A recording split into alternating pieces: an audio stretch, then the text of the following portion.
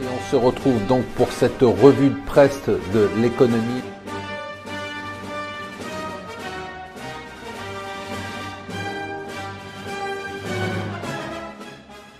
Bonjour et bienvenue sur Mon Financier pour la revue de presse de l'écho. Nous sommes le mardi 27 septembre. La nouvelle du jour pour moi, c'est la forte hausse du chômage en août. C'est écœurant, 50 200 chômeurs en plus. On est à 6 613 000 chômeurs en France, 6 613 000 chômeurs. Il ne faut pas s'y habituer, je m'en fous de répéter la même chose tous les mois, c'est pas grave. On ne peut pas s'habituer à ce qui est un drame, on ne peut pas en parler quelques heures et après passer à autre chose. On ne peut pas se mobiliser pour le chômage juste quand il y a 400 personnes qui vont perdre leur emploi à Belfort parce que c'est médiatique.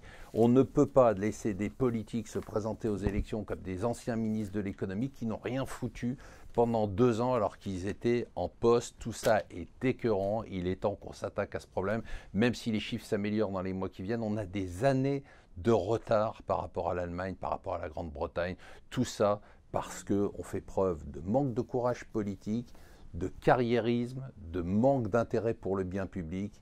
Tout ça est tout simplement révoltant. Alors hier nuit, c'est pas encore dans les journaux, c'était le débat Clinton-Trump. Alors c'est sûr, alors vous savez que c'est assez rare de pouvoir dire qui a gagné, sauf s'il se passe vraiment des événements important pendant un débat, et bien là on est sûr que c'est Clinton qui a gagné. Pourquoi ?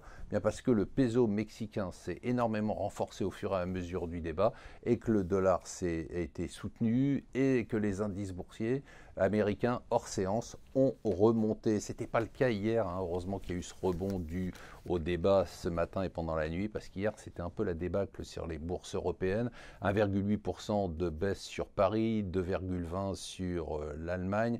Qu'est-ce qui s'est passé ? Bien évidemment, la Deutsche Bank, toujours qui continue à inquiéter, 7,5% de baisse quand même.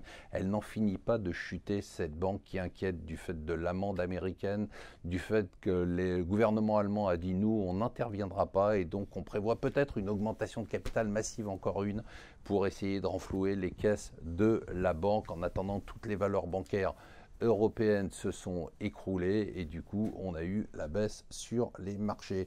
Pendant ce temps-là, eh bien en Europe, Draghi répète toujours la même chose inlassablement. Il a raison, hein. Le pouvoir des banques centrales est arrivé aux limites, les interventions ne peuvent plus faire beaucoup plus d'effet. Maintenant, il faut que vous preniez des décisions politiques courageuses.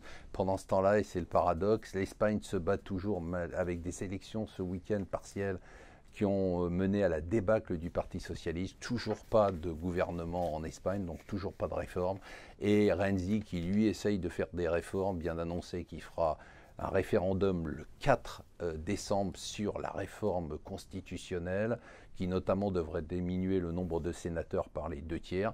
Bon, pour l'instant, tous les partis, même au sein du parti de Renzi, tous les partis sont opposés à cette réforme qui, bien évidemment, va faire baisser leurs prérogatives. Alors, on se demande si c'est lui ou si c'est sa statut de sire. En tout cas, le Premier ministre chinois est venu serrer la main à Cuba d'un truc qui ressemble à Fidel Castro.